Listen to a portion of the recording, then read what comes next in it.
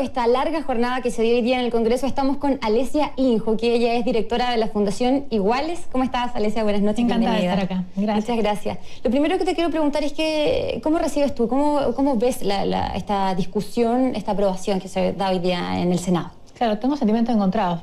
Por un lado, me pongo a pensar, y hace 2 años esta ley salió del Senado, incluyendo solamente adultos y con exigencia de un examen, de un certificado de sanidad mental. Esa fue como empezó hace 2 años nada más. Y en todo este tiempo pasamos de ese punto a que ahora la ley le da libertad a los adultos de decir sobre su identidad sin patologizarlos, sin ninguna exigencia de exámenes, simulando como si estuviéramos enfermos, digamos, cuando no lo estamos, y incluye a los mayores de 14 para que puedan acceder al reconocimiento de su identidad como corresponde.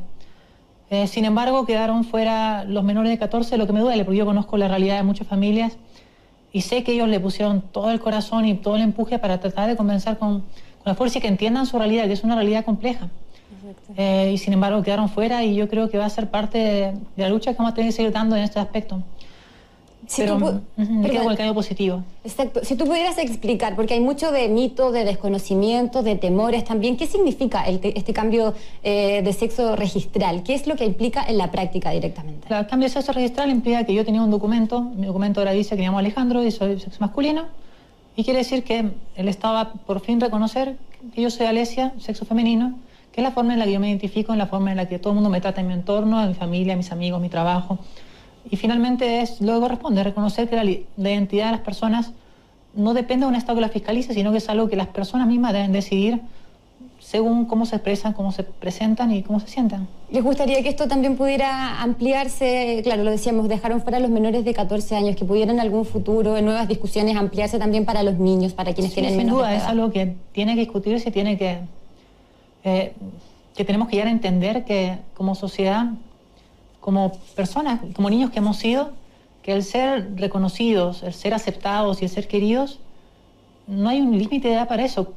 ¿Por qué ser demasiado joven sería un problema en el sentido de que te reconozcan? El tener un documento que no dice quién eres te genera inseguridad constante. En el caso de los niños, lo que relatan es que siempre están con el miedo de que alguien descubra que su documento no coincide con quiénes son, y están con el miedo constante al bullying. Sus padres están preocupados de las reacciones que va a tener la gente cuando vea su documento.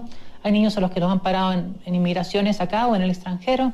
Hay niños a los que han recibido sermones de pediatras o otros espacios donde simplemente a veces la persona sin mala intención mira y trata masculino a una niña o en femenino a un niño, y eso a los niños les duele el doble que a los adultos.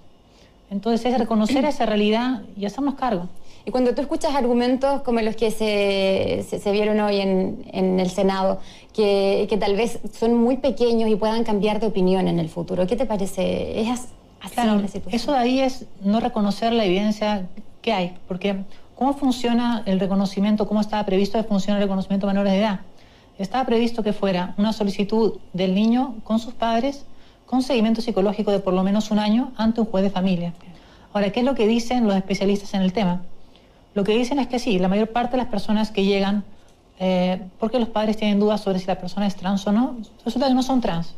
Y eso lo que significa es que los padres son malos para identificar el tema y que es razonable que acuda a un especialista, porque, seamos honestos, nadie fue criado de nuestra edad o incluso algunos menores en un entorno donde te enseñaran qué es ser trans, donde te enseñaran qué es ser gay, qué es ser lesbiana. Era un tabú sobre el que nadie hablaba.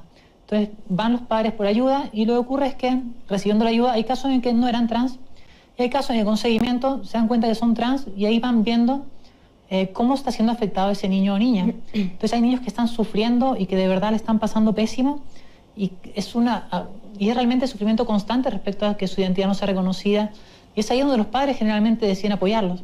Porque no es que los padres ven un día que su hijo juega con muñecas y dicen, bueno, ahora a partir de mañana es niña. Exacto. La verdad es que a los padres les cuesta mucho aceptar que tienen un hijo trans o una hija trans. Y es después de ese largo proceso de empezar a entender a su hijo que lo aceptan y los acompañan en este camino que hoy día es duro.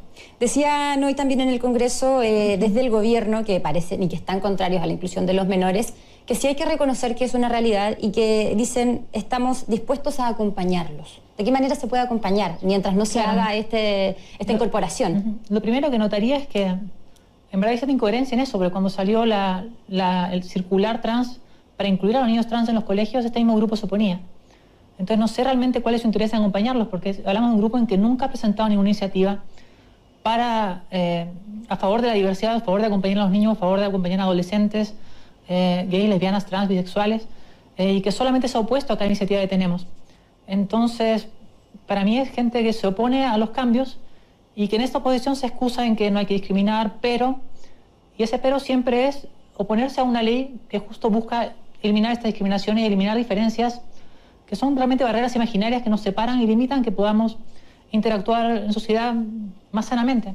Hablábamos que lo que ocurrió hoy día en el Senado es importante, es algo nuevo, es algo que no había pasado, ¿cierto? Pero esta ley de identidad de género debe volver a la Cámara. ¿Qué es lo que esperan ustedes ahora en todos los trámites que faltan? Yo espero que se aprueben diputados y que finalmente el Ejecutivo no vete, porque la propuesta del Ejecutivo era muy similar a lo que ha salido. El Ejecutivo propuso de 14 en adelante con estas consideraciones y asumo que va a quedar tal cual. Me parecería muy extraño que en diputados pase algo diferente, porque normalmente diputados tienden a ser un poco más abiertamente, digamos, porque suelen ser más jóvenes. Es un paso importante lo que estamos viviendo. Es importantísimo, realmente hay muchas personas a las que nos cambia la vida.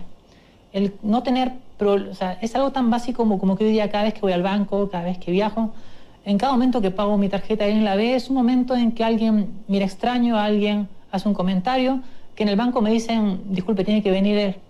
O me dice, o que dudan, en migraciones ha pasado, que han dudado que soy yo. Claro. Y que tengo que hacer la explicación, tuve que pedirle en Estados Unidos que googlee mi nombre y empezar a explicar cosas que nadie debería tener por qué explicar, porque finalmente si mi documento de identidad no sirve para explicar quién soy y que la otra persona lo entienda, no está cumpliendo su objetivo. Perfecto.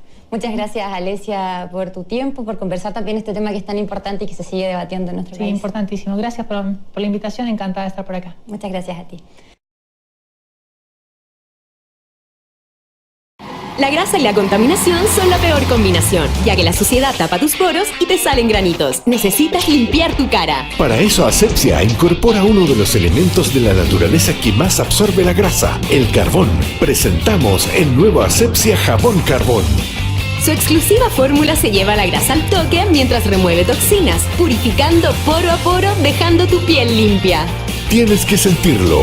Nuevo Jabón Carbón de Asepxia. Rápido, Asepxia.